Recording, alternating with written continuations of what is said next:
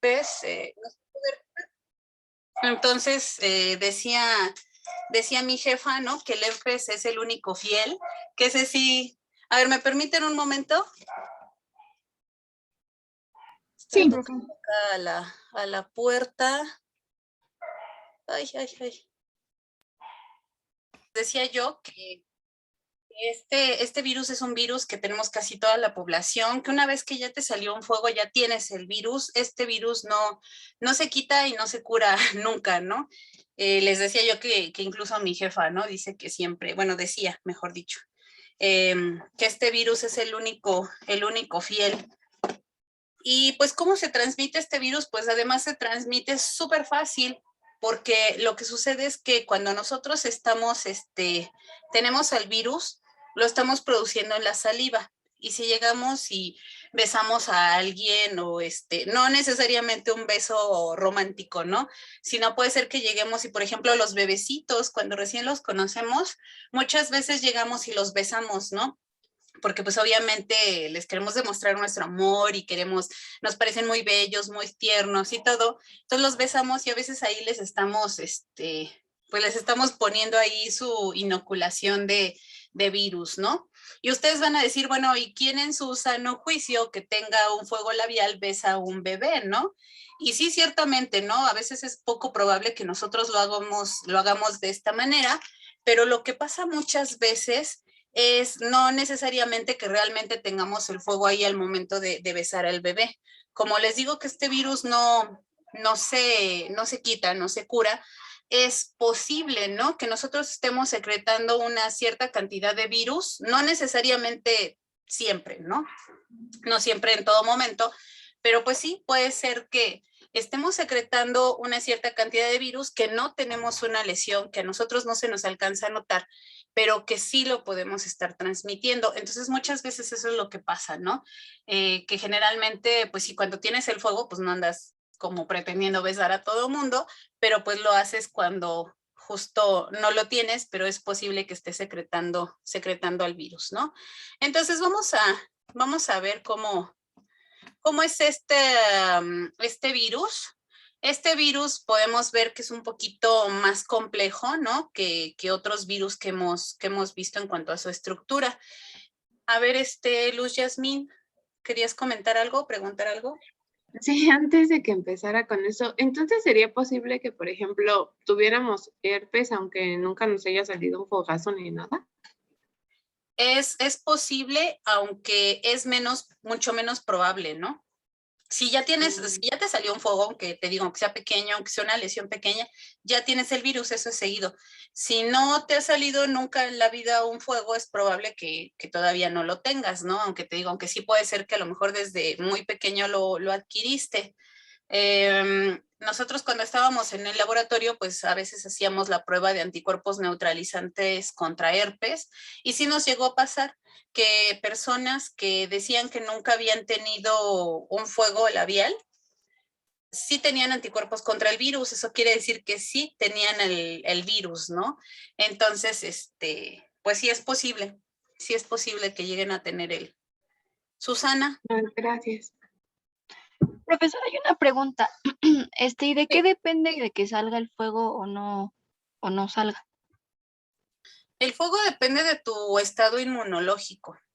Muchas veces, bueno, generalmente la primera infección, ¿no? Que es cuando pues a lo mejor llega tu familiar y te besa cuando eres pequeño, o tal vez cuando eres niño, o bueno, ya a lo mejor un poco más grande de adolescente, ¿no? Que adquieras la infección, ahí lo más probable es que sí te salga una lesión y que te salga un fuego. Después desaparece porque lo que sucede es que tu sistema inmune lo controla, ¿no? Pero este virus tiene la capacidad de irse a las células neuronales y ahí establecer un ciclo de latencia, que también vamos a ver al final de la clase. Y ahí se queda. Y se quedan, hagan de cuenta que nada más se queda así como un plásmido, ¿no?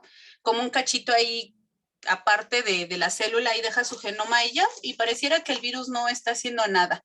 Cuando tu sistema inmune baja, es cuando entonces te vuelve a aparecer un fuego labial, ¿no? Y hay personas a las que pues tal vez no es suficiente. a veces no tienen una disminución del sistema inmune tan fuerte y a lo mejor realmente no se va a expresar, ¿no? Entonces, pues bueno, puede ser que, bueno, no sé, a lo mejor ustedes han escuchado o han sabido de personas que casi que apenas se asolean, ¿no? Y les sale un fuego labial. Y hay personas que de repente dicen, no, pues es que, por ejemplo, en la época de exámenes, ¿no? En la época de exámenes, pues por el estrés y todo, pues obviamente te bajan las defensas y entonces es cuando les salen los fuegos. Ahí es cuando te van a salir. Sofía pregunta, ¿por qué? Bueno, ¿se cura porque no queremos o simplemente no se puede curar? No se puede curar porque, como les decía yo, el virus se mete dentro de las células neuronales y ahí se queda como de forma episomal, ¿no? Y entonces, como no está expresando ninguna proteína, como no está haciendo aparentemente nada este virus, pues el cuerpo no lo detecta, entonces la respuesta inmune no lo va a poder acabar. Tampoco contamos con ningún medicamento posible, o sea, no hay un mecanismo de acción posible que te diga, pues bueno, no hay un medicamento que se vaya al núcleo y que detecte secuencias virales y que destruya ese genoma, ¿no? Así que está ahí. Entonces es, por no decir imposible, virtualmente imposible, pues destruir ese virus, ¿no? Jefferson y luego Pedro. Tengo una duda, profe. Entonces, Ajá. ¿este virus puede ser de importancia médica? O sea, porque cotidianamente, pues sí, llegan a aparecer los fuegos y sí, pero sí puede tener un gran impacto, por ejemplo, en gente inmunocomprometida o que esté vulnerable. Exactamente, sí. Por ejemplo, en personas jóvenes o como decíamos, ¿no? En personas, incluso que de repente su sistema inmunológico no está tan bien porque, te decía yo, a lo mejor les da el sol y se enferman, ¿no? O apenas algo pasa o un poquito de estrés y les sale el fuego. O sea, pero incluso esas personas no tienen un problema clínico grave, pero sí puede ser que, por ejemplo, en pacientes inmunocomprometidos ya, por ejemplo, con VIH o que están pasando por terapias, pues que les bajan las defensas, ¿no? Eh, entonces, pues esto sí puede llegar a ser un problema porque el virus puede infectar, o sea, están las neuronas sensoriales y ahí no se multiplica. Cuando te baja las defensas, sale otra vez aquí a los epitelios y entonces se ven los fuegos labiales, ¿no? Pero de ahí también puede ser que a veces la infección se vaya al cerebro, entonces te puede producir encefalitis. Este virus también puede llegar a producir queratitis, o sea, una infección en la mucosa ocular, ¿no? Entonces esa podría ser una complicación obviamente más fuerte para las personas que ya pudieran tener un sistema, inmune, pues ya como bastante comprometido. Ujú. Ahora otra cosa es que, bueno, ahorita yo les estoy hablando del virus herpes que causa los fuegos labiales, pero en realidad también tenemos al virus herpes simplex tipo 2 que te causa algo similar a los fuegos labiales, pero en la región genital. Entonces, pues ahí el problema es que obviamente, pues imagínense los que han tenido un fuego labial, pues es doloroso, ¿no? Entonces, imagínense la misma lesión, pero ahora en la zona genital, ¿no? Entonces, pues, ahí también puede llegar a ser un problema, porque si las lesiones son muy frecuentes, pues obviamente vas a tener este dolor y una lesión en la mucosa genital que además después te puede llegar a producir otras infecciones, ¿no? El hecho de que tengas ahí una lesión que se puede abrir, que puede estar lastimándose, ¿no? Pues a veces por el propio movimiento pues de la piel y estas cosas, pues te podría, pues sí, te podría producir ahí problemas. Se ha visto que también las personas que tienen infecciones con el virus herpes, lesiones genitales, es más fácil que se infecten, por ejemplo, con otros virus como es papiloma, como es el virus de la inmunodeficiencia o incluso con otras bacterias, ¿no? Entonces pueden llegar a tener infecciones recurrentes, pero además ya por otras, bueno, infecciones secundarias recurrentes, ¿no? Entonces eso sí puede ser un problema pues también grave. Ay, me recuerda, Sara, que soy la recidiva, se me fue. Y dice Oye, Miriam, ajá, Por lo que yo había entendido es que son como pequeñas partículas del virus que se quedan en los ganglios nerviosos. Sí, Entonces está ahí como de forma latente, pero no estaba segura si sí o no. bueno, es que más bien te causa, digo, se queda el genoma viral. Sí, perdón, Pedro, habías, sí, antes de que veamos lo de Miriam, tú habías preguntado algo, o bueno, levantado la mano, perdón. Adelante, Pedro. Profesora, tengo una duda. ¿Y cuando el herpes sale en otras zonas que no es labial, o sea, que no es genital, por ejemplo, en las zonas del cuerpo con ámpulas, ¿es el mismo o ese es diferente? Ah, no, ese es otro. Ese es varicela. Varicela normalmente nos afecta, todos son de la misma familia, eso sí. Varicela también es un virus herpes. Este es el virus herpes simplex 3. Entonces ya estamos viendo 3, ¿no? 1 te causa el fuego labial, 2 te causa lesiones genitales y 3 te causa varicela. La varicela, pues es una enfermedad que, bueno, cada vez a menos niños les da, ¿no? Cuando son niños, pero generalmente es una enfermedad que te da en la niñez. En esa enfermedad, pues sí te llenas así como de todas las pustulitas. Y generalmente es una enfermedad que se dice que es benigna en el sentido de que generalmente no pone en riesgo tu vida, o sea, no es una enfermedad grave. La mayoría de los niños, yo por ejemplo tuve varicela, mis hermanas tuvieron varicela, entonces la mayoría de los niños, pues la mayor complicación que tienes, pues es la comezón, ¿no? Y que de repente te puedes, al estarte ahí como rascando, te puedes llegar a dejar marcas, pero incluso no es tan, ¿cómo decir? No son marcas que de verdad sean así muy feas, ¿no? Como te las dejaba, por ejemplo, la viruela. Y pues ya lo mismo también se cura aparentemente la varicela, pero el virus todavía se queda, igual que herpes 1 y que herpes 2 se queda latente en las neuronas. Y entonces resulta que cuando eres adulto te puede llegar a dar zóster, que ya son las lesiones que generalmente te dan, por ejemplo, acá en la parte superior del cuerpo o te dan acá, ¿no? Como en la espalda. Y de hecho muchos le llaman como cintilla o cinturoncillo, algo así, justo porque te da como en una región muy localizada. Entonces, pues esa es la cuestión con ese virus, ¿no? Pero bueno, si hablamos, por ejemplo, de la multiplicación, de las características estructurales y todo, realmente, pues son indistinguibles casi, ¿no? Porque a los adultos les da más fuerte la varicela. Puede ser, bueno, no he estudiado como mucho ese tema, pero puede ser que ya esté relacionado con la respuesta inmune, que a lo mejor como tienes una respuesta inmune más fuerte. Recuerden que además la varicela, pues es una enfermedad que te da en toda la piel, ¿no? Entonces, si tienes una respuesta inmune un poquito más fuerte, no solamente tienes una infección así en la piel, sino que a lo mejor también estás teniendo una reacción inflamatoria más extensa. Entonces, puede ser que eso sea lo que realmente te está afectando, ¿no? Que ahora tu sistema inmune, claro, como está peleando con todo contra el virus, pues te sientes con más fiebre, hay más interleucinas, hay más respuesta inflamatoria y entonces a lo mejor en ese sentido tú te sientes peor. También por aquí preguntaba Miriam si el fuego labial se va presentando después de forma más grave. No necesariamente. Eso más bien puede ser debido al sistema inmune también. Si tú en algún momento dado tienes algún inmunocompromiso, ya no decir a lo mejor inmunodeficiencia, ¿no? Completamente o una situación, por ejemplo, de un trasplante que te bajan el sistema inmune muy a propósito. Sí puede ser, ¿no? Que conforme pase nuestra vida, como todo, de adulto joven, pues vas a tener una respuesta inmune mucho más elevada, pero también después conforme ya no somos tan adultos tan jóvenes, ¿no?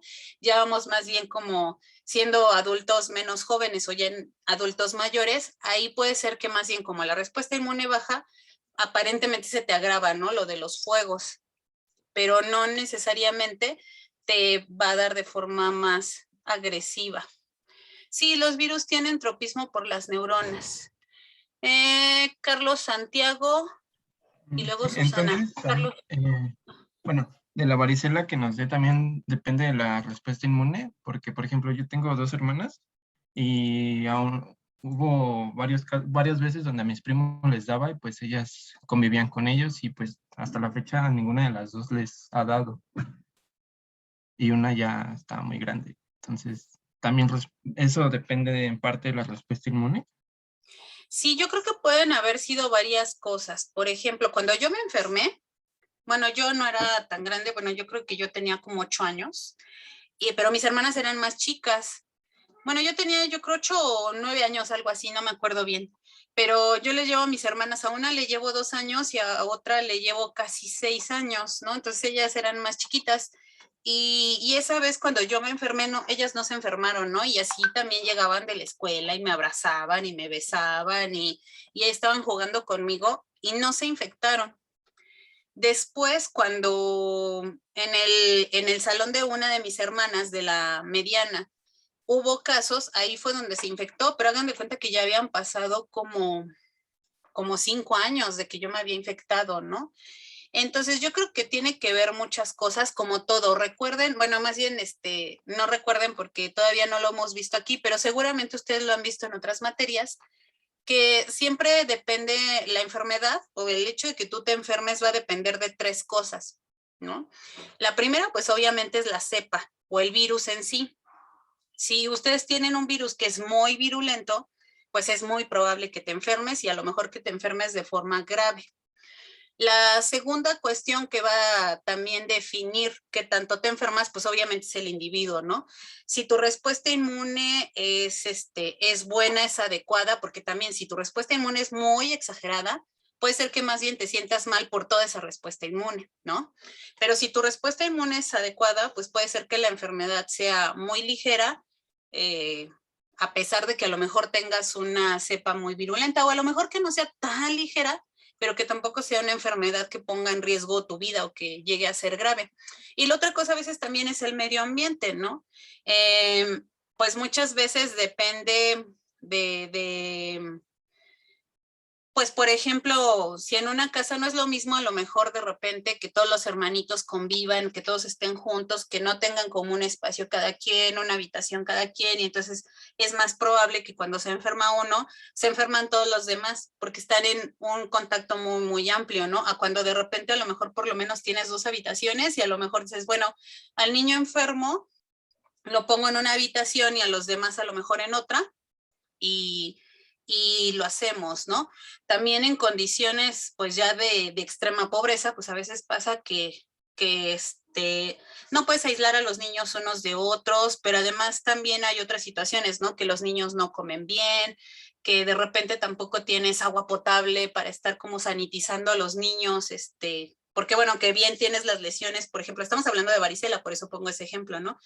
Tienes al niño así con las lesiones y a lo mejor el hecho, yo me acuerdo que cuando a mí me dio, pues me ponían en una tina y con agua tibiecita y que los polvos de haba y no sé cuántas cosas para que no me diera tanta comezón. Y hasta cierto punto sí mis hermanas no estaban tan, o sea, sí llegaban y me besaban, pero después como que mis papás trataban de mantenerlas lejos, ¿no? Entonces a lo mejor sí llegaron a tener una infección en ese momento, pero que no fue tan grave, ¿no? O a lo mejor lo que pasó en el caso de tus hermanas es que hubieran tenido la lesión. Digo que cuando tú te enfermaste o cuando alguien se enfermó, ellas a lo mejor se infectaron, pero con una dosis muy baja, ¿no? Que a lo mejor en ese momento no les produjo la enfermedad y que ahora las está protegiendo, también eso puede ser. Entonces, de repente son muchas cosas que pueden estar involucrados, ¿no? En un cierto fenómeno. Y entonces, de repente también por eso decimos, ay, pues, ¿por qué uno se enferma y otro no? O porque uno se enfermó así de que casi se moría y el otro hay 2 que 3 pringuitas nada más le salieron. No sé si eso a lo mejor les da una mejor idea de lo que está pasando.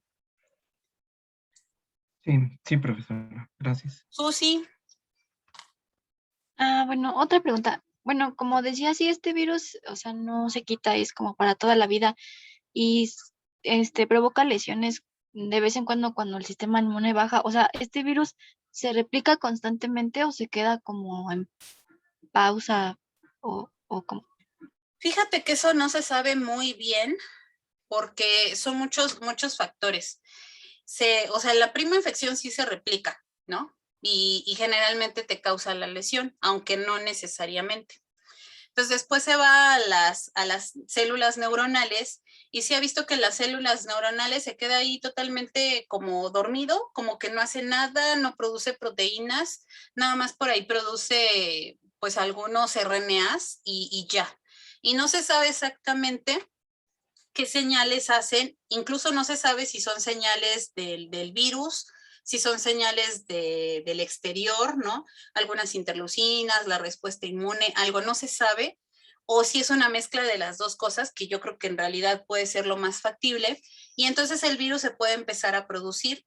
Si en realidad también la respuesta inmune bajó, pero no tanto, puede ser que en cuanto se empieza a producir ahí de las neuronas, luego se controle la infección y ya. Y entonces ya no tienes una lesión, pero sí tuviste una cierta producción de virus, ¿no? Que tú no notaste, que tú no tuviste pues algo que te dijera, mira, se está produciendo virus porque no tenías una lesión, pero sí se estaba produciendo, ¿no? Entonces sí pueden pasar esas cosas que de repente tú no notes una lesión y el virus esté produciendo, o puede ser que simplemente esté así años y años en los que el virus no se produce nada y pues no tienes nada, no tienes lesión y tampoco tienes producción de virus, ¿no? Es algo que no se sabe a ciencia cierta y que también puede estar pasando lo que comentábamos hace rato, ¿no? Que también depende mucho de las personas. Del estado físico del individuo y de que si se alimenta bien, de que si su sistema inmune funciona bien, etcétera. No sé si queda mejor. Carlos. Sí, gracias. Me surgió una duda, profe. ¿Puede haber inmunidad cruzada entre los diferentes tipos de herpes? En este caso, el 1, el 2 y el 3. Sí puede llegar a haber inmunidad cruzada, aunque no sé hasta qué punto y no sé qué tanto se haya estudiado, pero sí. De hecho, por ejemplo, también ustedes seguramente conocen o han escuchado hablar de que para herpes hay un antiviral, el cicloferón, ¿no? El ese que luego te ponen que, bueno, se llama ciclovir, pero el nombre comercial es cicloferón. Entonces es posible que que incluso se puedan utilizar esos, ¿cómo se llaman? Esos antivirales para estos 3 tipos de virus. Y entonces también es posible que incluso se pueda utilizar para el citomegalovirus. Ay, creo que otra vez llaman a la puerta. Permítanme un momento, ¿sale? ¿En qué estamos? Perdón, ahora sí me distrajeron.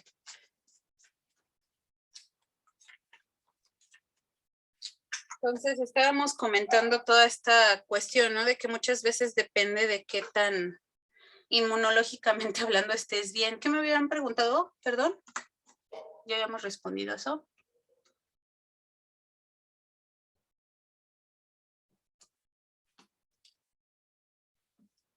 ¿No hay más preguntas? ¿Sí me escuchó? Sí.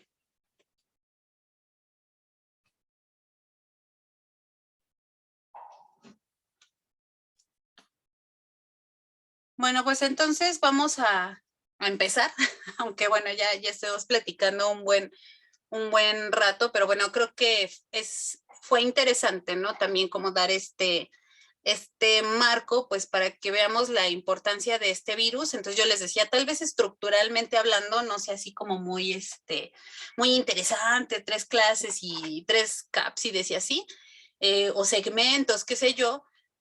Aparentemente es muy sencillo, pero ya empezamos a ver que este virus tiene un montón de cosas interesantes, o bueno, esta familia de virus, ¿no? Herpes 1, herpes 2, herpes 3, así decíamos que el cicloferón, ¿no? Incluso se puede utilizar para otros virus.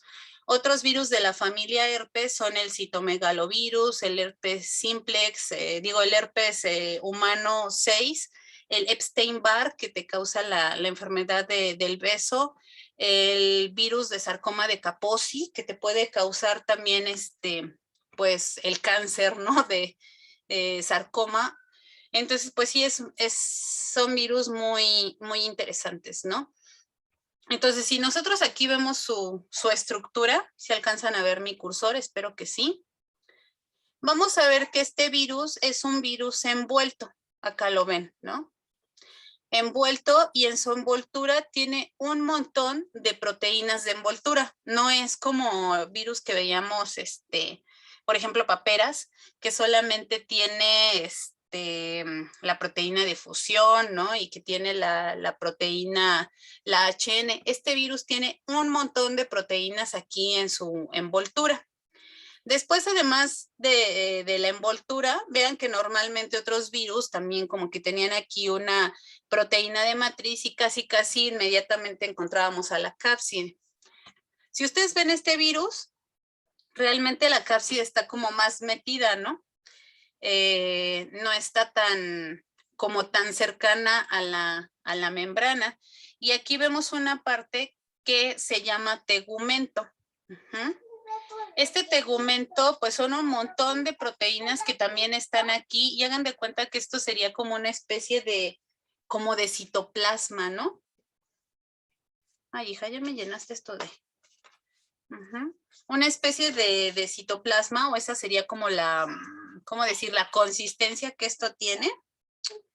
Elena, ya me mojaste mi teléfono, no te lo voy a prestar.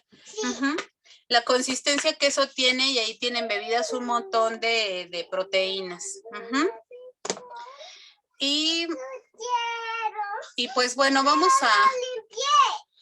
a tener después la cápside que es icosaédrica. Y dentro de la cápside vamos a tener al genoma. Este genoma es de DNA de doble cadena. ¿Dudas hasta acá? No. No, por ejemplo. Vamos a ver también que esta cápside está compuesta por muchas proteínas, ¿no? De hecho, su estructura es como tan compleja que pues aquí no les mencionan todas las proteínas que tienen, ¿no? Entonces ya empezamos a ver que de entrada, pues este virus produce un montón de proteínas. Este virus es muy grande con respecto a otros, ¿no? Por ejemplo, mide de entre 150 y 200 nanómetros. Si ustedes se acuerdan, por ejemplo, del polio, ese medía 30 nanómetros, ¿no? Si se acuerdan de ébola, bueno, ese es como más larguito, pero bueno, puede medir hasta 300 y tantos nanómetros, pero es muy delgadito, ¿no? 90 nanómetros. Entonces, pues este es pues un virus muy, muy grande, ¿no? Y aunque aquí se ve como muy esférico, en realidad es un virus algo pleomórfico. O sea, puede estar así como, no necesaria, hagan de cuenta que se ve como si fuera una amiba, ¿no?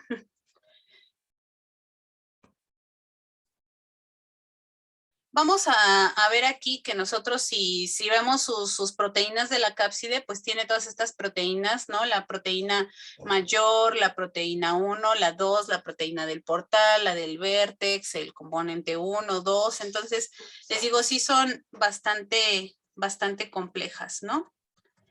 Si nosotros vemos aquí un acercamiento de esta cápside, vean nada más, ¿no? En la cápside tenemos estas proteínas diferentes, UL17, UL25, UL35. Acá está la proteína principal de la cápside, o la Major Capsid Protein. Aquí tenemos un triplete. Vean las proteínas del portal, ¿no? Que es como azulito que está así como patitas. Vean todas las proteínas que tienen el tegumento. Y vean en la membrana, ¿no? Que tiene diferentes tipos también de proteínas. GE, GI, GD, GH, GL, GB, GM, GC. Bueno, este virus es sumamente complejo.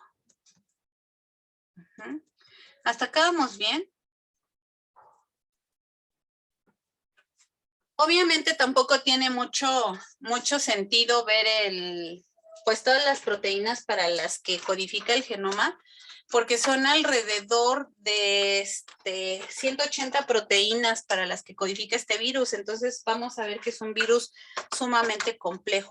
Pero lo que sí me gustaría mencionarles de la estructura del genoma es que este genoma está compuesto, como yo les decía, por un DNA de doble cadena.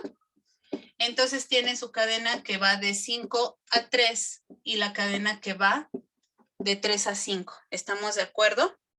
Y si nosotros vemos esta estructura del genoma, vamos a ver que acá tenemos unas regiones repetidas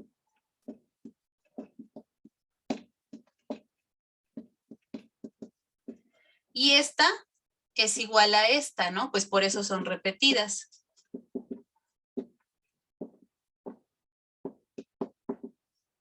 Y estas son las regiones repetidas como de las orillas.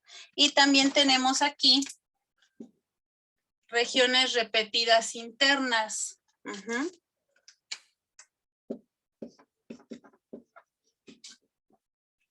Regiones repetidas internas. Y acá entonces tenemos regiones únicas.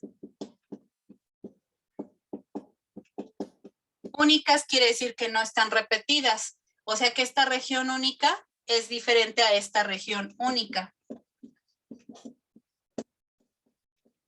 Y entonces esta es la región única corta y esta es la región única larga.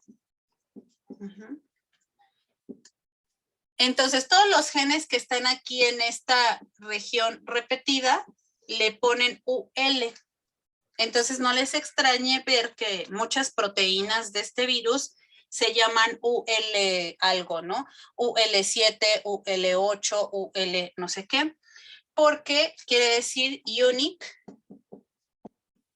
large, ¿no?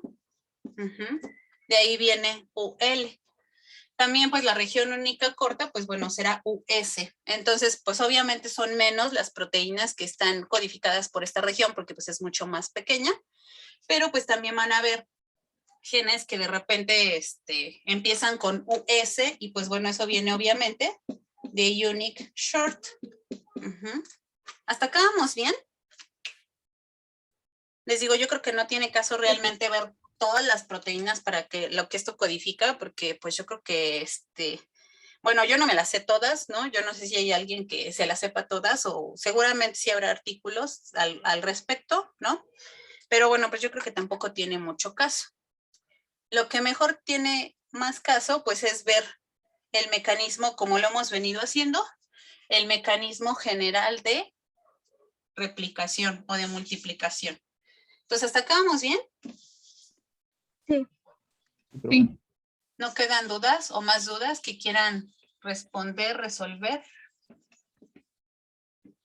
Si no, ahorita sobre la marcha, ya saben.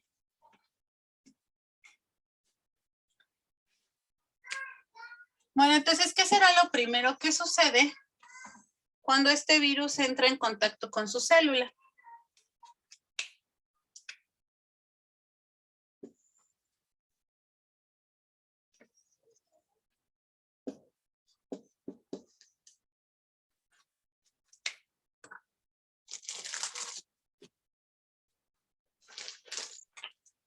Reconocimiento y fusión de membranas. Exactamente. Lo primero que va a suceder es este reconocimiento de las membranas. Entonces aquí el virus va a llegar, ¿no? Y se va a adherir. Se va a adherir a la membrana de la célula. Pero pues ya decíamos que este virus aquí en realidad en su membrana, si ustedes lo ven aquí como más cerquita, si recuerdan la imagen, no sé, ahí está. Pues tiene en realidad muchas proteínas diferentes, ¿no? Y entonces hay una proteína que se llama GC. Esta es la proteína de adhesión del virus a la célula. Y GC lo que va a reconocer en la célula es algunas moléculas de heparan sulfato. Entonces este es el receptor celular. Pero pues obviamente esto no es suficiente para que la célula pues ya pueda hacer algo con el virus, ¿no? Y no es suficiente para que el virus empiece a desatar toda esta maquinaria. Esto nada más es un acercamiento así como ligero. Pero una vez que GC ya reconoció algunas moléculas de paransulfato, recuerden que el paransulfato además es son azúcares que son muy abundantes en casi todas las células. A lo mejor también por ahí ya empezamos a pensar, pues porque este virus puede infectar varias células, ¿no? Y bueno, infecta células, eso ya lo medio dijimos, pero no lo aclaramos. Creo que es un buen momento de hacerlo. Este virus infecta células epiteliales y también infecta células neuronales, aunque puede infectar otro tipo de células, ¿no? Pero esos son principalmente los dos tipos de células que infecta. Entonces, esta unión es muy ligerita. Incluso se puede llegar a zafar otra vez todavía este virus, ¿no? De esta célula. Pero lo más probable es que una vez que el virus ya está muy cerca de la célula y que ya se llevó a cabo esta unión, es que otra proteína viral, GD, reconozca también alguno de su receptor. Y se ha visto que GD puede interactuar con diferentes proteínas. Puede interactuar con algunas integrinas y puede interactuar con una molécula que se llama HVEM. HVEM. ¿Qué quiere decir HVEM? Herpes Virus Entry Mediator. Entonces, bueno, esta proteína pues también es una proteína que es como tipo integrina. Pero ¿por qué se le puso este nombre de Herpes Virus Entry Mediator? Porque pues la primera vez que se describió esta proteína, pues se vio que esa era su función y entonces por eso se le dejó este nombre, ¿no? Yo creo que muchas veces el que proteínas celulares tengan este tipo de nombres, de repente nos hace pensar como que la célula está sintetizando proteínas específicamente para que llegue el herpes y se una a ellas y como que estas proteínas no tuvieran otra función, ¿no? Simplemente pues más bien es que les ponen ese nombre. También por ahí hay una proteína que se llama papiloma binding protein, por ejemplo, y entonces uno pensaría, pues el único papel que hace esta proteína, pues es unir al papiloma, y pues no, realmente no. De hecho, esas proteínas, bueno, digo, yo lo sé y conozco ese caso muy, muy en particular, porque la profesora Paola, ¿no? Estuvo trabajando mucho tiempo con esa proteína, incluso después se vio que era de estas proteínas que pueden ser usadas como marcadores cancerígenos, ¿no? Entonces, pues bueno, no es que su papel de estas proteínas solo sea recibir a los virus, ¿no? Pero bueno, tanto rollo para que apenas llevamos 2 proteínas, ¿no? Y entonces se ve que esta unión, ahora sí que GD, pues se una a estas integrinas. Déjenme borrar aquí tantito mi núcleo. Esto sí ya es una adhesión más fuerte, más específica, y esta sí ya va a desatar la fusión de las membranas. Pero tampoco es tan fácil esta fusión, porque una vez que GD se une a su receptor celular, GD se activa y GD activa a su vez a 2 proteínas virales que son GH, GL. Estas proteínas están unidas entre sí. Déjenme mostrarles otra vez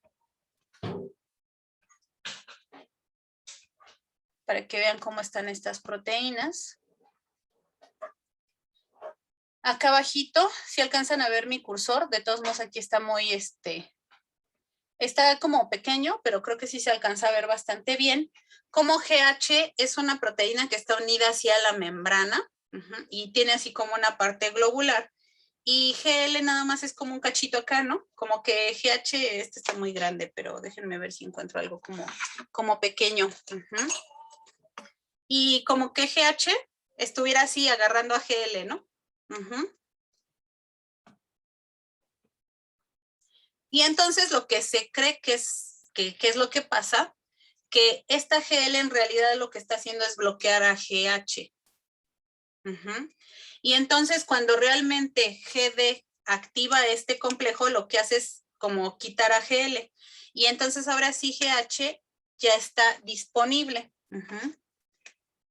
Y entonces vamos a ver aquí que la activación de GH, que es quitarle a GL, eso es lo que nos va a hacer que ahora se active la proteína GB. GB es la proteína de fusión de membranas.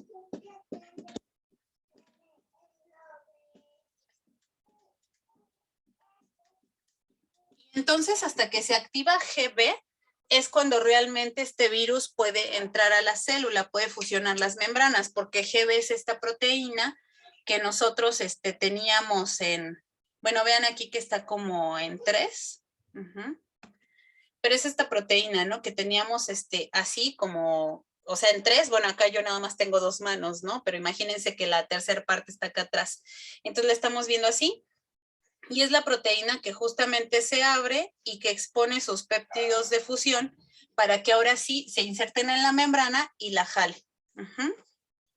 ¿Hasta acá vamos bien? ¿Sí se entendió esto de la entrada del virus? Sí. Sí, profe. Entonces, lo primero es la entrada, es por fusión de membranas. Y entonces una vez que se activan todas estas proteínas, pues lo que va a suceder aquí es que se fusionan las membranas del virus y de la célula. Entonces, ¿qué es lo que va a entrar a esta célula? La cápside. La nucleocápside. Exactamente, va a entrar la nucleocápside. Pero además de la nucleocápside, ¿qué es lo que va a entrar? Con tegumento. Las Exactamente. envolturas. No, el tegumento. La envoltura se queda acá arriba. Bueno, es que yo creo que sí, ¿no? Como que acá el tegumento se ve como como si fuera una envoltura extra. Entonces aquí lo que va a entrar, miren, este es el que yo quería. Lo que va a entrar es la cápside con todo y tegumento, ¿ya vieron? Acá está la cápside y todo el tegumento y la membrana es la que se va a quedar afuera. Acá la membrana se queda ya fusionada con la membrana de la célula. Sí se alcanza a ver, ¿verdad? Y entonces aquí lo que va a entrar es la cápside y el tegumento. Y ya dijimos que en el tegumento pues van un montón de proteínas, ¿no? Proteínas virales. Entre esas proteínas tenemos una proteína que se llama BP16.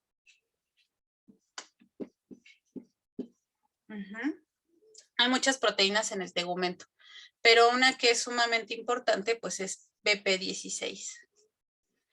Esta viral protein, esta proteína 16, lo que va a hacer es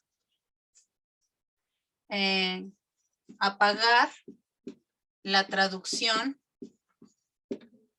de los mensajeros de la célula, o sea, apaga la síntesis de proteínas, ¿no? De proteínas de la célula, ¿sí? Entonces este virus ya desde el tegumento ya trae ahí proteínas que lo que van a hacer es que ahora la célula ya me esté dejando de sintetizar sus propias proteínas.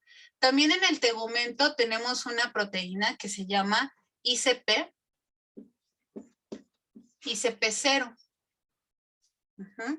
Esta proteína ICP0, esta es un factor de transcripción.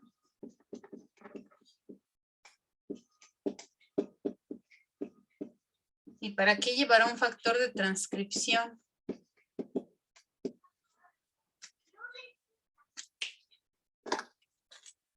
Pues quién sabe, ¿no? Ahorita vamos a ver. Este es ICP0, ¿no? Y supongamos que este es BP16. Entonces estos, pues ahí están, ¿no? ¿Qué creen que es lo que tenga que pasar ahorita con esta cápside? ¿Va a viajar hacia el núcleo? Esta cápside va a viajar hacia el núcleo. ¿Y por qué hacia el núcleo? Recuerden, todos los otros virus que habíamos visto, en realidad ninguno iba al núcleo. Pero este sí tiene que ir al núcleo. ¿Para que se dé la transcripción? Exactamente, para que se haga la transcripción. Entonces esta cápside, vamos a borrar tantito esto, nos le vamos a dejar ahí ICP0. Esta cápside tiene que llegar al núcleo, ¿no? Y entonces recuerden que esta cápside, bueno, de hecho, proteínas de la cápside van a ser capaces de interactuar con todos estos microtúbulos, con los filamentos de actina, todos aquellos que del citoesqueleto pues la pueden llevar aquí al núcleo. Y bueno, obviamente aquí me quedó pues muy cerquita, ¿no? Porque pues obviamente mi celulita está muy pequeña, ¿no? Pero bueno, depende obviamente de qué tan lejos esté el núcleo de la membrana, pues es todo lo que este virus va a viajar, pero como les digo, no se pierde porque al final esta cápside va a reconocer a estos filamentos de actina y eso es lo que lo va a llevar aquí.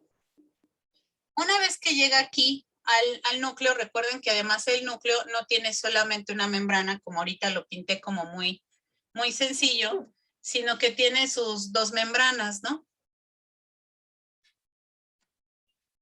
Y que aquí me está formando algunos poros.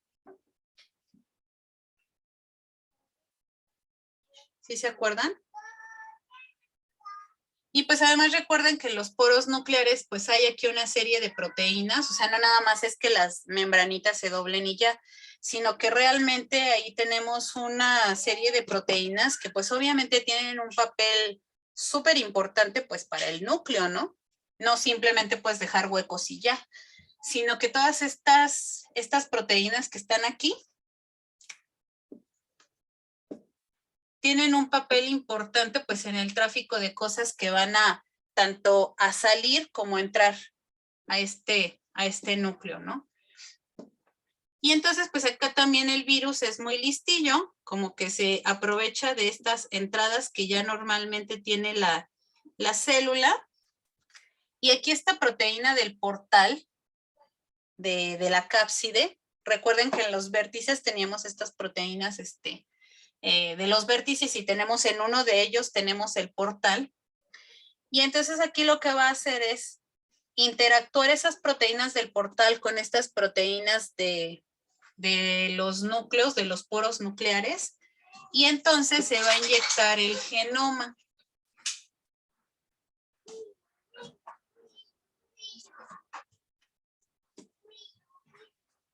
Entonces, como que vean que como que se fue deshaciendo de sus capas, ¿no? Acá en la entrada, por fusión de membranas, dejó la membrana. Conforme va avanzando, se va deshaciendo del tegumento, porque pues el tegumento obviamente se empieza a dispersar aquí en este citoplasma. Y una vez que ya la cápside llega al portal, pues sale el genoma viral. Ahora sí, ¿qué creen que pueda pasar con ese genoma viral? Síntesis de mensajeros. ¿Qué pasó, Pedro? ¿Y alguien más contestó que no oí? Síntesis de algunos mensajeros. Se van a empezar a sintetizar algunos mensajeros, exactamente. ¿Qué es lo que se necesitaría para que este genoma se replicara? ¿O creen que podría pasar eso? ¿Que llegue y se replique?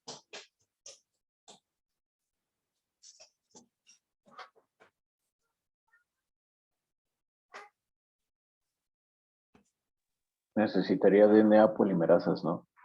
Necesitaría DNA polimerasas. Es posible que este virus llegara y que de repente esta célula se estuviera dividiendo y tuviera DNA polimerasas, ¿no creen? ¿Que sería posible?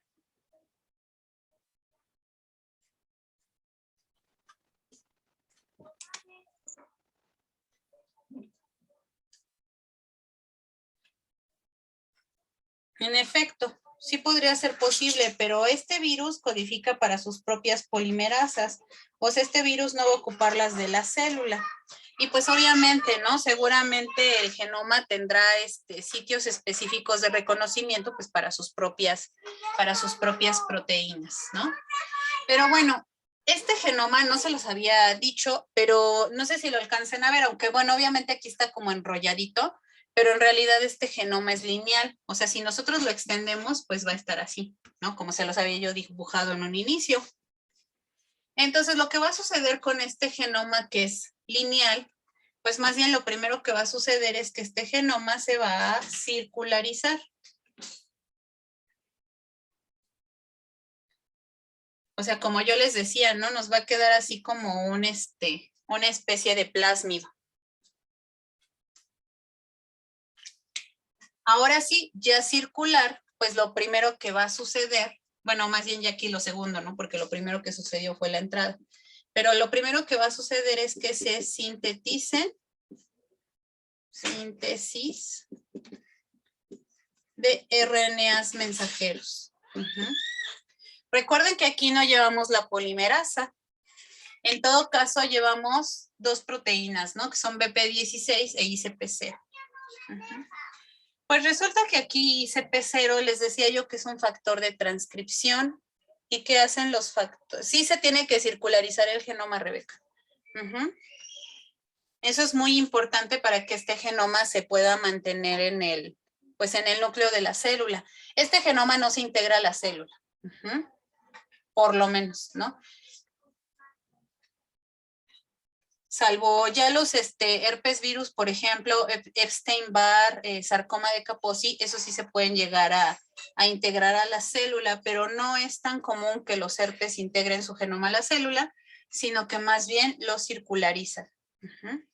Pero pues de todas formas, o sea, este gen ya está acá en el núcleo, ya no hay forma de sacarlo, ¿no? O sea, ya como que se queda como formando parte de, podemos decirlo así, del genoma celular, aunque no esté integrado, porque si esta célula se llegara a dividir, lo más probable es que se divida también con algunas o alguna copia de este genoma. ¿Hasta acá vamos bien? Sí. Bueno, Sí. entonces decíamos que este ICP0, como es un factor de transcripción, en realidad no se queda aquí en el citoplasma. Lo que va a hacer, seguramente conforme también va saliendo o va llegando a la cápside, algunas moléculas de este ICP0 se arrastran y se vienen acá. Entonces, ICP0 es un factor de transcripción específico. ICP0 va a reconocer, déjenme ponerlas en rojito, algunas secuencias muy específicas en el genoma. O sea, no se va a hacer la síntesis así como lo decíamos para los virus de RNA, por ejemplo, ¿se acuerdan de paperas de ébola? ¿No? Que eran diferentes mensajeros y pues realmente todos se sintetizaban los mensajeros casi al mismo tiempo, ¿no? Algunos en mayor, en menor concentración. En el caso de polio, ¿se acuerdan? También polio, bueno, ese era un solo mensajero y pues todo se sintetizaba pues al mismo tiempo, obviamente, ¿no? En el caso de rotavirus también decíamos que aunque se tenía también varios segmentos, generalmente cada segmento va con su propia RNA polimerasa y me empieza a sintetizar como los mensajeros de forma simultánea. Pero acá no. Aquí el hecho de que ya llevemos un factor de transcripción específico ya en nuestro, digamos, en nuestra partícula viral, va a hacer que este factor de transcripción solamente reconozca genes específicos. No sé si lo alcanzan a ver, son los que están acá marcados, digamos, con rojo, ¿no? Su promotor. Entonces, este ICP0 se va a reconocer y me va a sintetizar el mensajero correspondiente a este gen, ¿no? Y me va a reconocer y me va a sintetizar el mensajero correspondiente a ese gen exclusivamente y va a reconocer y entonces aquí nada más vamos a tener la síntesis de algunos RNAs mensajeros, pero son RNAs mensajeros específicos, que son los llamados genes inmediatamente tempranos, es IN.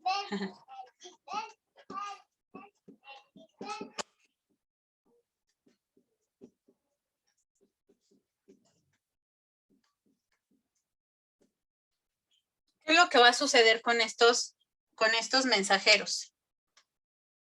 ¿Que van a codificar para ciertas proteínas?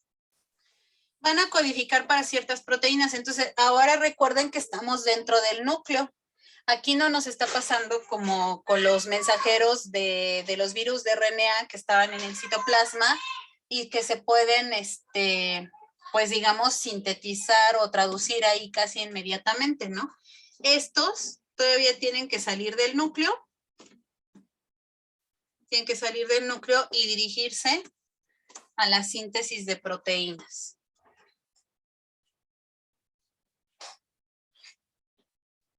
Entonces, ya una vez que salen del núcleo, ahora sí se va a llevar a cabo la traducción.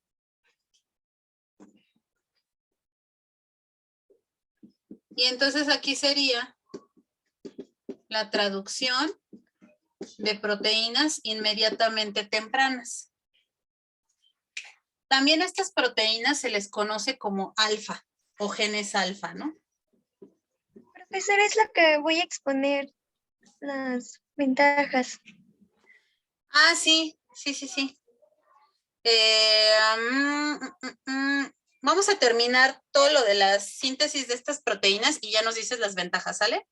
Yo creo que eso nos las puedes decir un poquito después, para que primero quede claro cuáles son las etapas de la síntesis. Entonces, hasta acá vamos bien, ¿no? Que se van a sintetizar todas estas proteínas tempranas. Vamos a ponerlas azules. Todas estas proteínas tempranas, ¿qué creen que tenga? ¿Qué función creen que tenga? Perdón.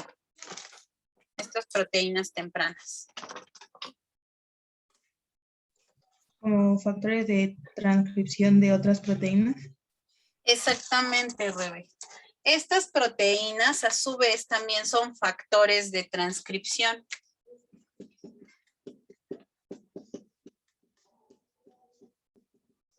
Y como tal, entonces, regresan al núcleo. Pero entonces estas ya me van a encender otros genes. Genes que voy a marcar aquí. Espero que se note la diferencia con azulito. Entonces estos factores de transcripción, pues ahora me van a hacer la síntesis de otro tipo de RNAs, que son los tempranos o genes beta. ¿Sí? ¿Vamos bien? Entonces ya estamos viendo que la síntesis de proteínas no nada más es así pues a como Dios me da a entender, sino que realmente está perfectamente regulada en estos virus de DNA. Y ahora, estos RNAs de genes tempranos, pues otra vez, ¿no? Salen de aquí de la célula. Y entonces aquí vamos a tener la traducción, pero ahora de proteínas tempranas o de proteínas beta. ¿Cuál es la función de estos genes beta? Pues nada más y nada menos que esta es la polimerasa viral. Y no solamente la polimerasa, son helicasas, son estas proteínas que están involucradas en la fosforilación de los nucleótidos. Son un montón de proteínas que este DNA necesita para replicarse. ¿Sí, Bárbara Hernández? Profesora, perdón, es que ya no entendí muy bien. Entonces, la síntesis de los RNAs mensajeros de los genes de los tempranos, ¿ayuda a su vez a lo de los genes beta? Sí. Sí, exactamente. Esta síntesis de RNAs inmediatamente tempranos, o sea, de los alfa, se tiene que llevar a cabo porque estos son factores de transcripción que me van a encender los genes beta. Si nosotros no tenemos la síntesis de los genes alfa por alguna razón, se queda todo detenido, ¿no? No se sintetizan los genes beta, ¿sí? Son reguladoras, efectivamente. Ah, ok. Gracias. ¿Sí? Entonces sí tiene que ser así secuencial y tiene que pues estar perfectamente definido. Si no sintetizamos los alfa, no hay estas señales para que ahora haya los síntesis de los mensajeros tempranos o genes beta. Y los genes beta son todas las polimerasas, todos los que están involucrados en la replicación del genoma. Y entonces ahora sí, ¿qué creen que suceda? La replicación del genoma. Efectivamente, ¿no? Entonces, después de que tenemos la síntesis de los RNAs, bueno, aquí le vamos a poner de genes alfa.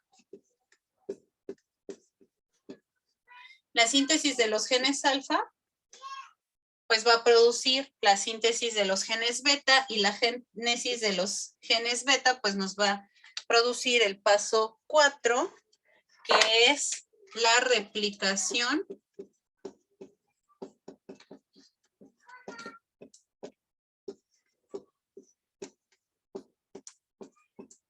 del genoma.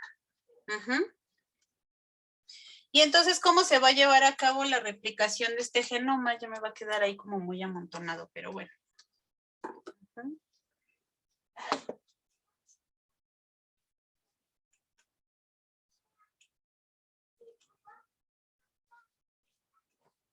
Si nosotros nos fijamos aquí, el genoma no le ha pasado nada, ¿estamos de acuerdo? Este genoma solamente está circularizado. Y pues ahorita lo único que ha sucedido es que nos ha servido de molde, ¿no? Para la síntesis, pues primero de los genes alfa, después para la síntesis de los genes beta. Los genes beta, ya dijimos, pues son todas las polimerasas, y entonces ahora sí tenemos que se puede hacer la replicación de este genoma.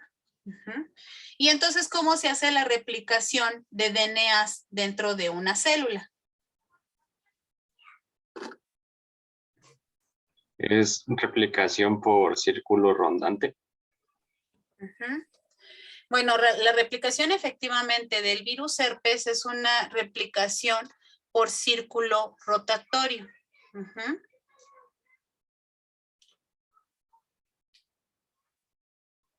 Aunque en la célula pues no se hace generalmente por este círculo rotatorio, pero pues en herpes sí.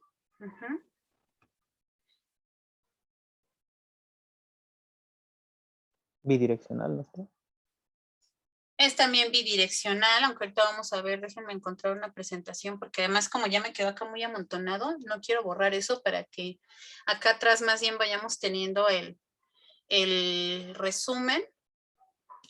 Pero yo como siempre pierdo mis presentaciones.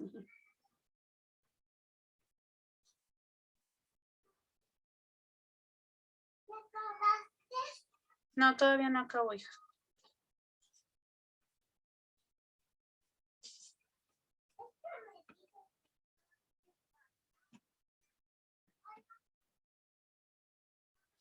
Mis hijos ya quieren que acabe mis clases. Y eso que hoy me la pasé todo el tiempo con las clases de ellos en el kinder.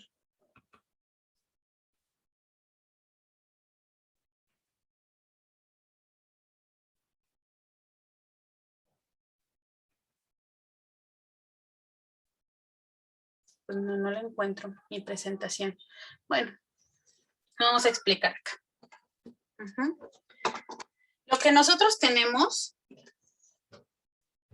son aquí dos cadenas. Acá las voy a poner un poquito más separadas, no porque estén separadas, pero para que se vea, ¿no? Entonces, lo primero que va a suceder es que en el sitio de inicio va a haber aquí un corte de esta cadena. Entonces, aquí llega, bueno, no solamente la polimerasa. Recuerden que para la síntesis de DNA, para la síntesis de DNA realmente tenemos un montón de proteínas involucradas. Tenemos helicasas, tenemos proteínas de unión a cadena sencilla, tenemos estas girasas. Entonces, herpes es capaz de producir todo ese tipo de proteínas, ¿no? Y entonces, bueno, aunque yo aquí solamente les estoy poniendo esta fosforescente, ¿no? Que es la polimerasa, pero en realidad pues son un montón de proteínas. A ver, Karen dice, ¿los genes beta se sintetizan hasta que están sintetizados todos los alfa? Sí. O debe de haber una cierta cantidad de alfa.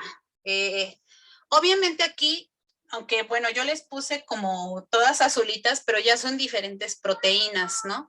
Y entonces cada proteína, cada factor de transcripción va a ser capaz de pues activar a ciertos genes. Entonces esto es más bien, yo creo que puede ser una cuestión gradual, ¿no? Que conforme se están sintetizando todos los alfa o cada uno de los alfa, estas proteínas regresan y van activando un cierto número de genes. O sea, al final no es indispensable que tengas que tenerlos todos al mismo tiempo y que todos al mismo tiempo entren y que todos al mismo tiempo enciendan los genes beta. Es posible que conforme se van sintetizando todas las proteínas van como empezando a sintetizar las proteínas que son necesarias para la replicación del genoma.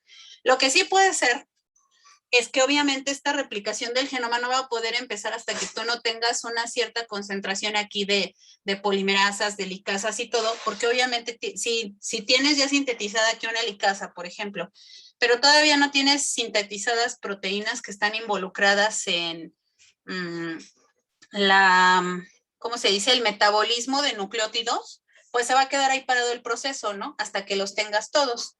Pero bueno, afortunadamente, pues para herpes, esta regulación de las proteínas, pues es bastante buena, ¿no?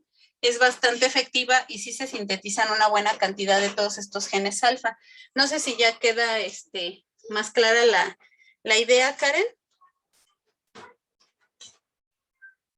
Y hasta aquí no hay dudas, mis queridos chicos. Todo bien, profe. ¿No? Entonces, bueno, ya nos volvemos a situar aquí en el genoma, ya tenemos todas las proteínas relacionadas con los genes beta aquí sintetizadas, ¿no? Todas, ahí están. Entonces, lo que va a suceder aquí es que esta cadena se va a desplazar, como que se va a bajar, ¿no? Y es esta cadena la que me va a empezar a servir de molde. Aquí se va a empezar a sintetizar, ¿no? Y aquí vamos a empezar a sintetizar, déjenme ponerla de otro color para que se note.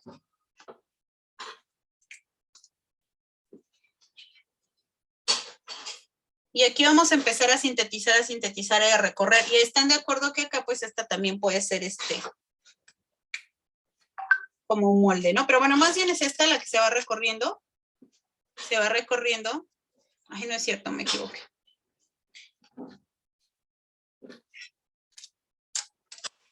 Perdón, esta cadena se separa. Es que más bien estas son las que tengo que poner diferente para que ustedes lo vean.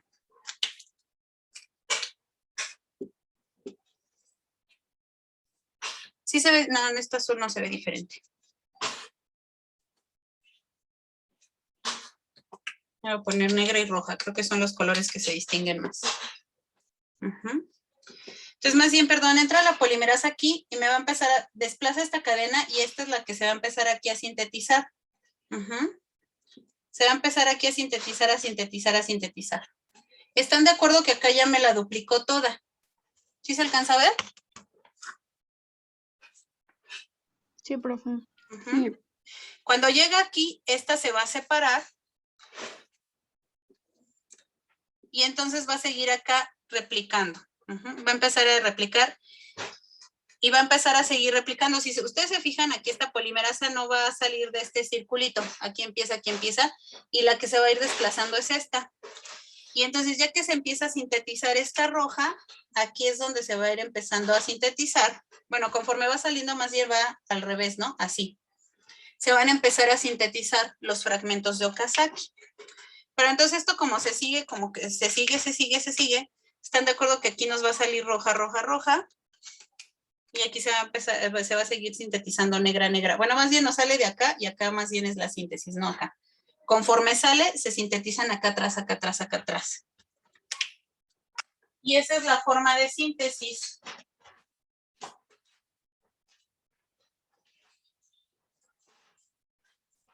Un modelo de círculo rotatorio. ¿Hasta acá vamos bien? Entonces, hagan de cuenta que mi genoma aquí está, ¿no? Es este, y este es el que va saliendo, y esto literal va rodando. Y esto va saliendo. Esto obviamente me va sirviendo de molde para que acá se me sinteticen más y más y más y más. Y va saliendo, y aquí. ¿Cómo me van quedando los genomas? Porque esto sigue girando. Lineales. Exactamente, me van a quedar lineales, pero además, ¿cómo me van a quedar? Están pegados. Unidos. Pegados, exactamente. Estos me van a quedar aquí unidos, ¿no? Aquí me van a quedar unidos. Y aquí en realidad vamos a tener toda una cadena Vamos a quitar esto para que no nos estorbe. Acá me va a quedar una cadena de genomas. Y entonces más bien esto se le llama que los genomas están concatenados.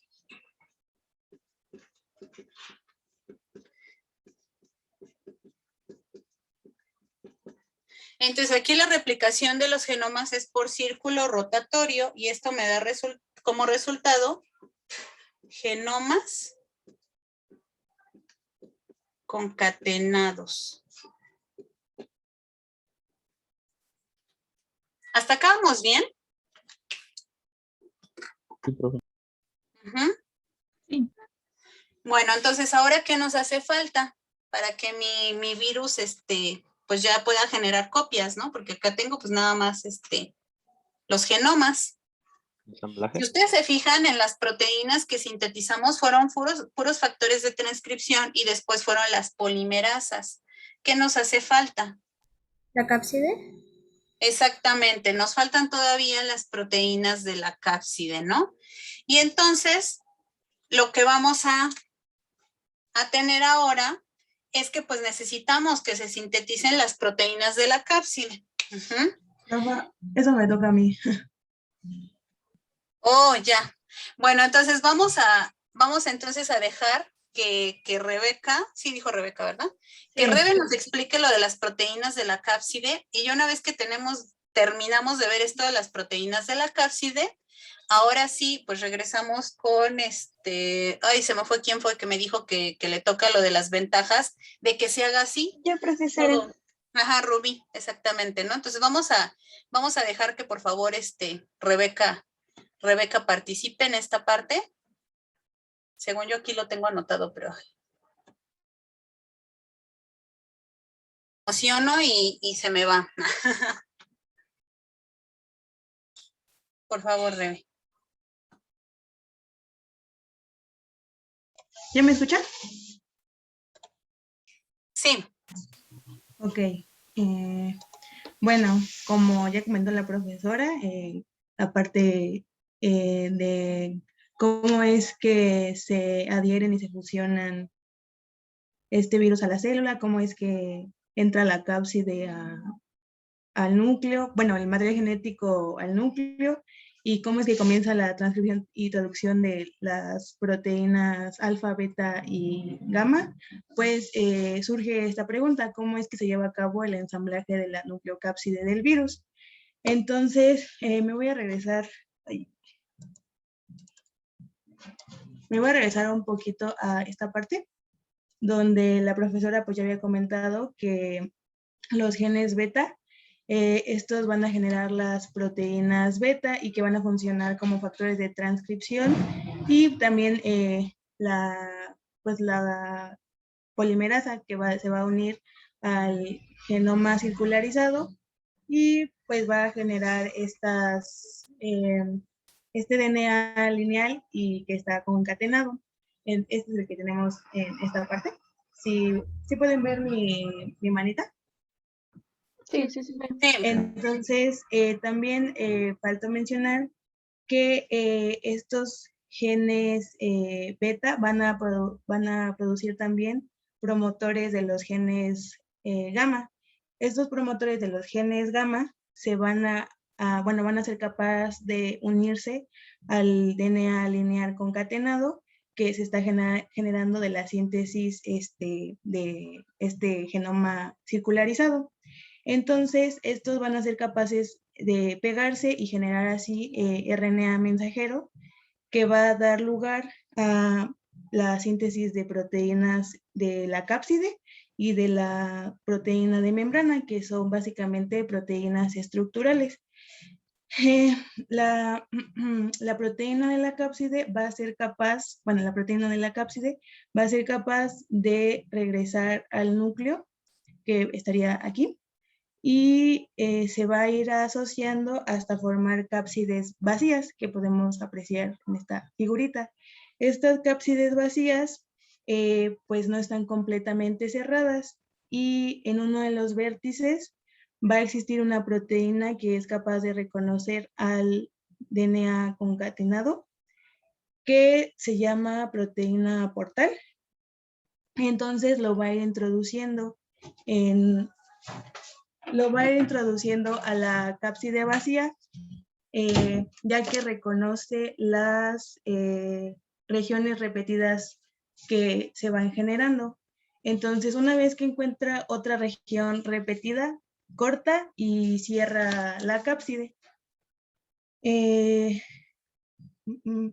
Entonces, esto ocurre de manera consecutiva, o sea, la formación de las cápsides vacías es de manera consecutiva y pues así van, se va repitiendo este paso que se llena la cápside nuevamente de material genético y lo vuelve a cortar. Entonces, por otra parte, las proteínas que son de las proteínas de membrana, estas se pueden pegar tanto a la membrana interna del núcleo, a la membrana externa del núcleo, al aparato de Golgi y a la membrana de la célula. Y una vez de que tenemos la cápside con todo el material genético adentro, pues estas van a interaccionar con estas proteínas de membrana. Entonces, pues puede que después de que salgan del núcleo, bueno, después de que salgan de la membrana interna del núcleo, este virus esté completamente formado en la membrana externa del núcleo. Y de ahí pues ya va a seguir estrategias pues diferentes para que salga este virus ya formado de la célula. Pero no sé si eso lo va a decir la maestra o también lo abordo. ¿Perdón, de cómo salen? Ajá. Pues si quieres dilo mejor. Bueno, lo que yo había entendido es que pues puede ser de dos maneras básicamente. Una donde forma vacuolas de la membrana exterior del núcleo y estas membranas viajan por el citoplasma hasta llegar al aparato de Golgi y posteriormente pues también creo que forma otra vacuola aquí para llegar atravesando la membrana bueno, más bien que forman una membrana y se fusionan nuevamente con una vacuola, perdón, y se fusionan nuevamente con la membrana de la célula y pues así salen. Y otra podría ser que que se queden sin las proteínas de membrana saliendo de la membrana exterior del núcleo y que solamente viaje la cápside con las proteínas del tegumento hasta el aparato de Golgi. Y como también hay proteínas de membrana en el aparato de Golgi, pues una vez que se encuentra con él, pues se forma nuevamente toda esta membrana para el virus y nuevamente salir formando estas vacuolas hacia la membrana exterior y fusionándose con la membrana de la célula.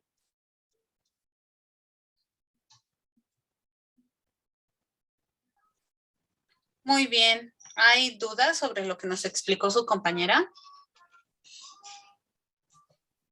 No, profesora. No, estuvo súper claro, ¿no? Porque efectivamente aquí falta decir que las proteínas tempranas, bueno, además de ser polimerasas, pues obviamente son estos factores de transcripción. Pero bueno, aquí lo importante es que estos factores de transcripción ya no van a reconocer a los genes que están acá, porque pues además recuerden que esto ya está pues aquí en el círculo rotatorio, ¿no? Sino que más bien ya reconocen a los genes que están efectivamente en estos genomas concatenados. Entonces ya ahí es eso es muy importante que ustedes lo tengan en cuenta, ¿no? Y además una cuestión es que tiene que estar el genoma concatenado para que realmente esos factores de transcripción sean funcionales. Si no se lleva a cabo la replicación del genoma, no se van sintetizar esas proteínas gamma o proteínas tardías. Entonces aquí, después de la replicación del genoma, lo que nos quedaría, obviamente, como quinto punto, es la síntesis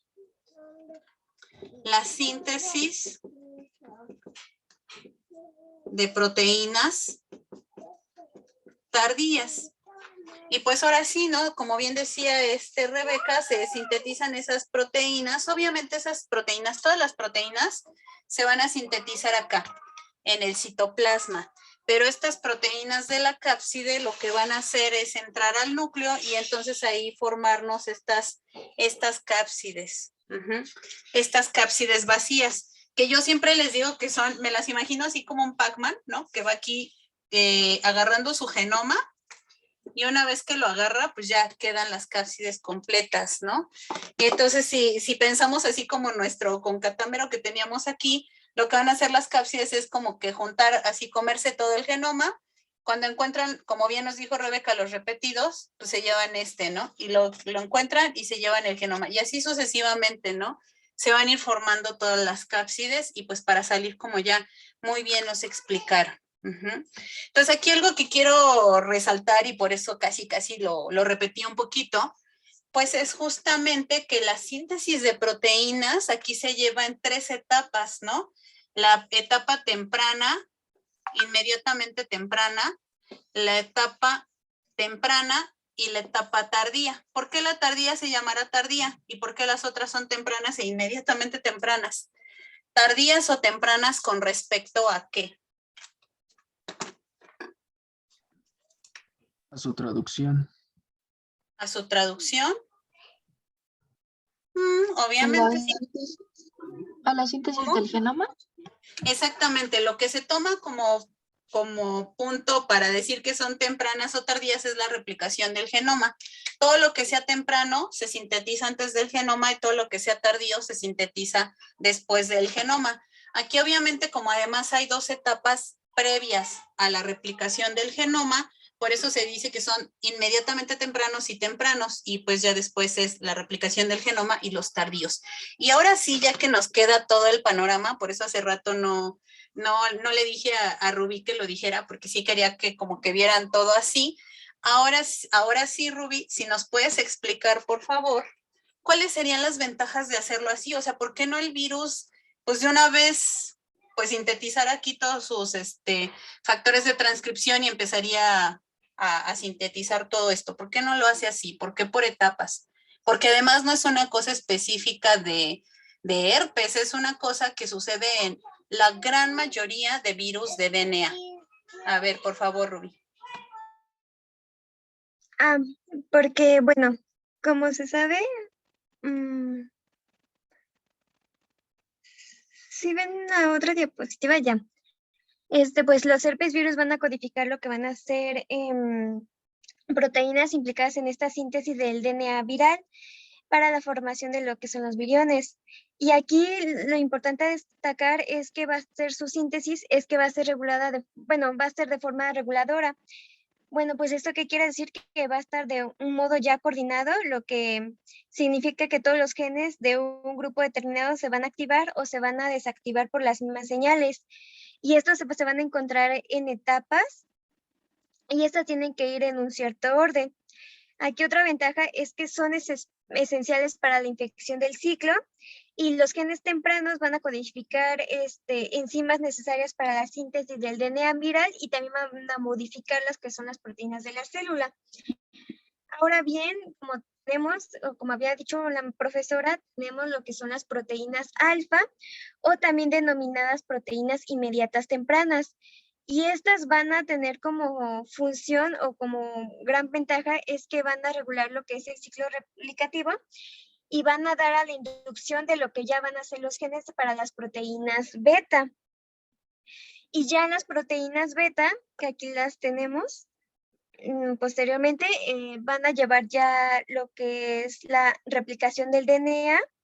Y como había mencionado, ya van a tener lo que son las enzimas responsables para el metabolismo de ácidos nucleicos o para ya aumentar lo que es esta reserva de nucleótidos. O sea, todo va a ir como consecuentemente, o sea, va a tener un seguimiento. Aquí van a apagar lo que es la síntesis celular y van a promover lo que es la replicación viral.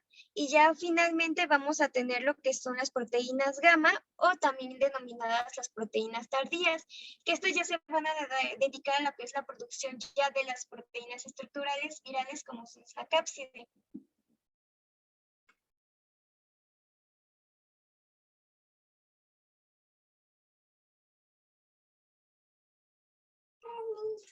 Pero ¿cuáles serían las ventajas de hacerlo así? O sea, ¿por qué no todas juntas? Porque cada una va a modificar, bueno, va a sintetizar la otra. Primero va como en paso. Sí, así es, van de paso en paso, pero ¿cuál sería la ventaja de hacerlo así de paso en paso? O sea, ¿por qué no de una vez todas?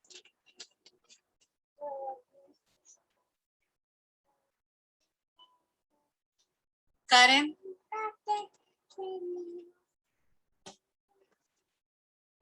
Podría ser que, como comentábamos también anteriormente, el proceso es más regulado, entonces no habría como que tanta posibilidad a algún error en cuanto a todas sus síntesis. Ujú. Sí, no hay, bueno, se van a disminuir obviamente las posibilidades de error.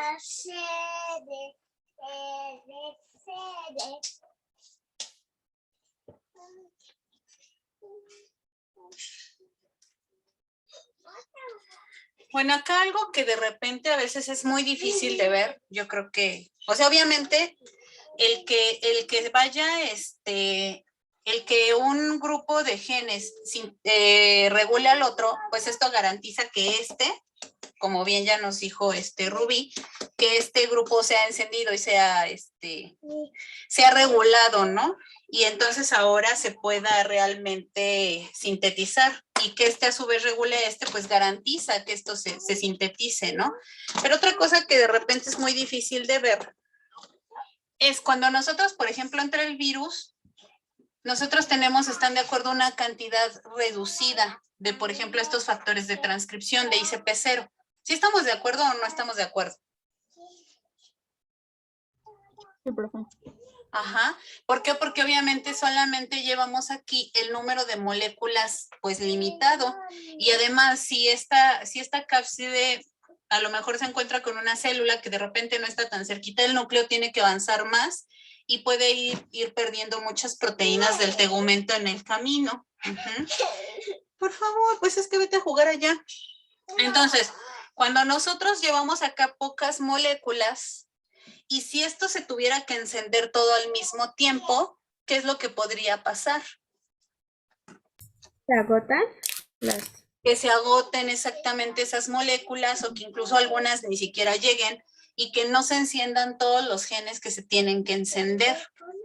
El hecho de que se haga así por etapas no solamente va a garantizar que esto encienda esto y esto a esto, sino que también lo va a hacer en tipo cascada, ¿no? Y entonces eso, o sea, les digo, si ustedes piensan en el número de moléculas, acá van a llegar poquitas, por estas me van a empezar a encender a estas.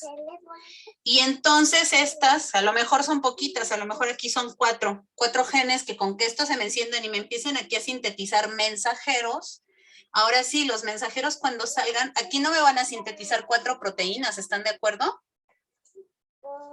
¿Cuántas proteínas me van a sintetizar aquí los mensajeros o se van a traducir a partir de esos mensajeros?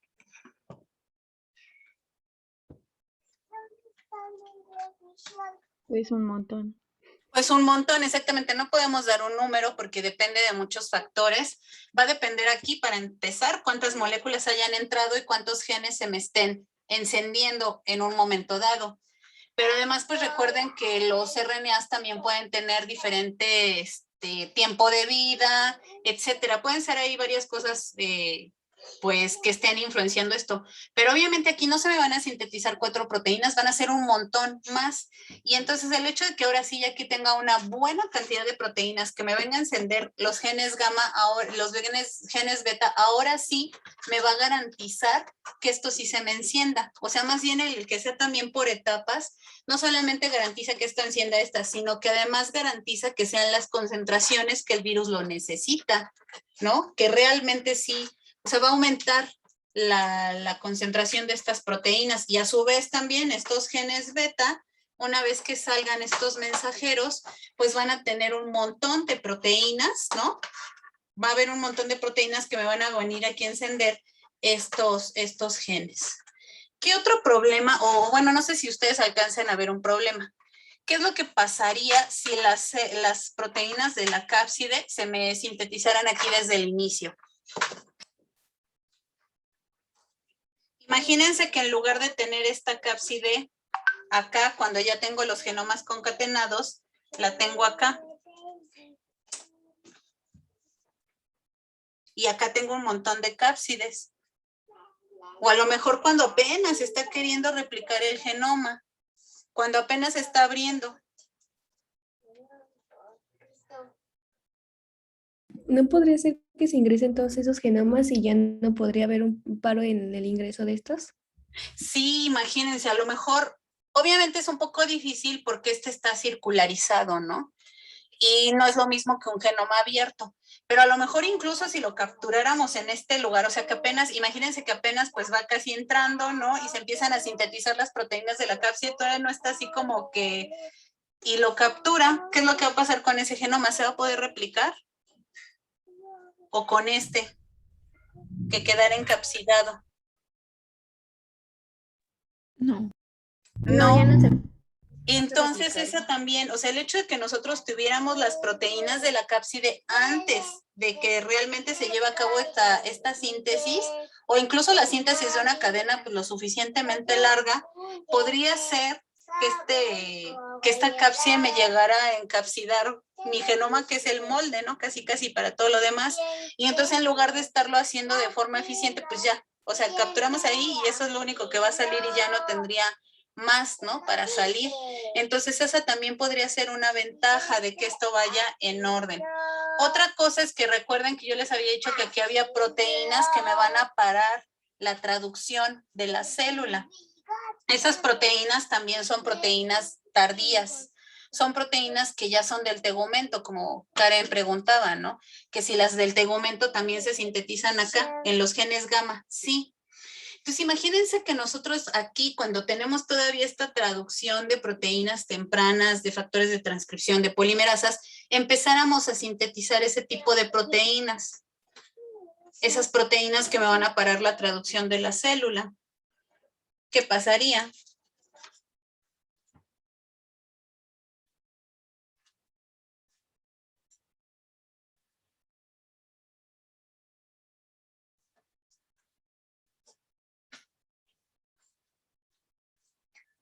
Recuerden además que aquí todos los mensajeros, o sea, si bien estos son proteínas de transcripción, todos los mensajeros están siendo sintetizados por la RNA polimerasa celular.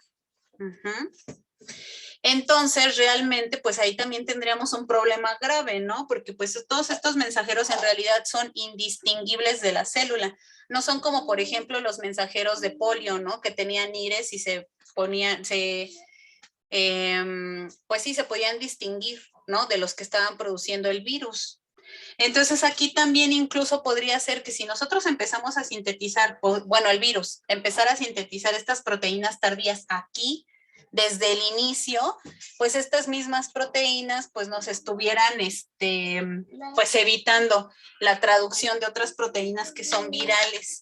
Entonces ahí como que hasta el mismo virus estaría poniendo el pie, ¿no? A sí mismo porque pues está evitando la traducción. Entonces eso sería también otra ventaja, ¿no? Entonces realmente sí hay muchas ventajas de que esto se haga así, se haga por etapas, ¿no? Bueno. Entonces, creo que ya realmente ya dimos todo el ciclo, ¿no? Ya más me gustaría hablarles del ciclo de latencia, porque eso también es importante. Byron, a ver, ¿qué pasó, Byron, antes de?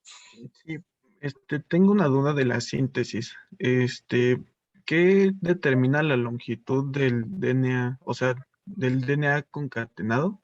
O sea, ¿hasta dónde dice la DNA polimerasa? Hasta aquí voy a replicar. Pues realmente no hay nada que lo pueda parar. O sea, si esto se está sintetizando, mientras que tú tengas nucleótidos, mientras que mientras que el metabolismo de la célula esté funcionando, mientras que tengas polimerasas que ya se produjeron aquí en gran cantidad, esto se va sintetizando, sintetizando, sintetizando, sintetizando. Y como después ya tú tienes una gran cantidad aquí de genoma concatenado que me puede servir para que aquí, a partir de o sea, ya no hay nada que me estorbe para seguir sintetizando. A partir de estos nuevos genomas, de aquí se van a sintetizar todas las proteínas tardías. Entonces ya nada más de aquí se va a ir cortando conforme tenga las cápsides, y entonces ya realmente no hay, o sea, mientras que la célula siga funcionando, esto se puede ir sintetizando. ¿Sí estamos de acuerdo? Ok, gracias. ¿Sí? ¿Y Smir y Bárbara también tenían dudas? Yo le iba a decir que ese me toca a mí exponerlo. Bueno, ajá, decirlo. Yo lo de latencia, sí. Eso sí vi, ya vi que toca. Nada más quería como ponerles este esquema, pero entonces mejor te dejo a ti que lo expliques todo. Y Bárbara. Una pregunta rápida, profesora, es que me confundí. En el caso de la replicación del genoma, ¿se van a sintetizar también las regiones repetidas cortas, y pues por eso que después la síntesis de las proteínas tardías se realiza para ya encapsidar el genoma? Porque entendí que con esas regiones repetidas cortas era donde se cortaba y se ensamblaba, pero ahí bien esa parte me perdí. Es por eso que se tienen que sintetizar después las proteínas tardías, que son las de la cápside. Sí, también porque me reconoce, bueno, lo que hace más bien la cápside es reconocer las regiones repetidas. Cuando nosotros aquí tenemos un concatenado, déjenme, lo voy a poner acá. A ver si se ve. Déjame dejar de compartir, porque además eso lo va a compartir Ismir. Ajá. Entonces, cuando nosotros acá tenemos el concatenado, recuerden que los repetidos estaban al inicio y al final. O sea, está acá un repetido y aquí está al final. Pero están de acuerdo que aquí al final de este genoma empieza otro genoma. Y entonces acá vamos a tener dos repetidos juntos. Acá obviamente está el repetido de este segundo genoma, pero empieza inmediatamente el repetido del tercero. Y así sucesivamente, ¿no? Entonces aquí vas a tener regiones del genoma donde vas a tener los repetidos uno al lado del otro y no separados por el genoma. Entonces lo que va a suceder es que la cápside, lo primero que va a reconocer es este repetido inicial. Va avanzando y cuando encuentra dos repetidos juntos, esa es la señal. Silencio. Esa es la señal para que se corte. Hagan de cuenta como acá en el papel, ¿no? Que bueno, no se ve. No, mi amor, déjame, ya voy. Silencio, estoy en clase, por favor. Pues llévatelo. Córtale un poquitito, a ver, para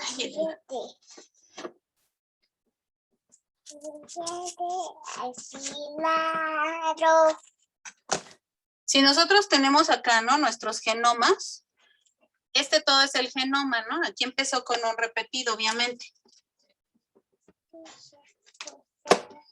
Este repetido, hagan de cuenta que mis dedos son la cápside y lo reconoce. Va avanzando, y cuando encuentra este repetido y otro repetido, lo que va a hacer es recortar entre los dos repetidos.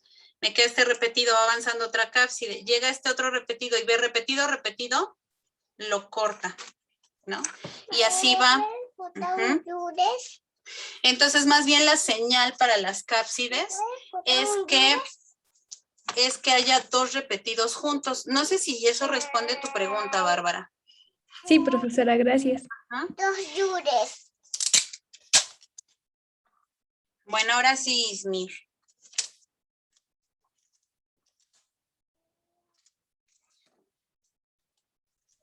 Sí, profesora, gracias. Bueno, entonces vamos a platicar rápidamente lo que se refiere a los transcriptos de latencia en la etapa de latencia de herpes virus, ¿verdad? Entonces, bueno, un poco de contexto. Ya habíamos mencionado en el principio de la clase, ¿verdad? Que este herpes virus, al igual que otros herpes virus, sí, tienen una fase de latencia durante casi toda la vida del hospedero en neuronas ganglionares del sistema nervioso periférico. Esto sucede que, bueno, después de la replicación inicial en las células epiteliales, o sea, lo que ya vimos, la nucleocápside del virus es direccionada por transporte axonal hasta el cuerpo de una neurona sensorial dentro de un ganglio trigémino, ¿sí? Allí el DNA es insertado en el núcleo de la neurona, entrando en un estado de transcripción restringida, ¿sí? El cual, de hecho, ya habíamos platicado que le permite evadir la respuesta inmune del hospedero y pasar, pues, de manera desapercibida. También, bueno, leía que se ha evidenciado que esta infección latente también puede estar presente en sangre periférica, en nódulos linfoides y en tejidos esplénicos, ¿sí? Aún en ausencia de infección productiva. Y bueno, ya que hablamos un poco del contexto, entonces ahora sí, el establecimiento del estado de latencia involucra, la entrada de la cápside viral en una neurona sensorial, lo que ya les dije, pues ahí pueden verlo en el esquema que les puse. Después hay un acceso del genoma al núcleo y luego pues la expresión de genes virales se suspende o disminuye de manera drástica, ¿sí? Entonces en lugar de expresar, no sé, muchos genes virales durante la infección lítica, en esta fase latente solo se expresan 2 transcritos virales. Un transcrito relacionado con la latencia, que es RL, aquí se los pongo, y otro que es ORF, que es un marco abierto de lectura. Entonces, estas 2 cosas son abundantemente expresados en los ganglios trigéminos durante la latencia. ¿Sí? Como les decía, este periodo de latencia puede durar toda la vida del hospedero, ¿sí? Se define como un periodo durante el cual no es posible detectar virus infecciosos, ¿sí? Entonces tampoco hay expresión de genes virales necesarios para el establecimiento de una infección productiva, como la que ya vimos. Entonces los mensajeros son, bueno, los transcritos de latencia, los RL, son un tipo de mensajeros y que son los únicos transcritos virales expresados de manera abundante en esta fase, ¿sí? De hecho, también leía que la abundante expresión de estos RNA de latencia en estas neuronas inhibe de manera potencial el gen ICP0 que vimos al inicio de la clase. Entonces, esta producción de mensajeros inhibe este gen ICP0, bloqueando así la infección productiva, promoviendo el establecimiento y mantenimiento de la latencia, ¿vale? Entonces, ¿cómo se reactiva? Bueno, ya decíamos que principalmente es por estímulos externos, a través de estrés, inmunosupresión, glucocorticoides, etcétera, ¿no? Pero no, mientras no haya esa reactivación, bueno, pues lo que pasa es esta latencia y creo que eso sería todo. Muy bien. ¿Dudas? ¿Preguntas? No, profesora. ¿No? Bueno, pues nos quedamos al final, hasta el final de la clase. Entonces, pues bueno, si no hay dudas,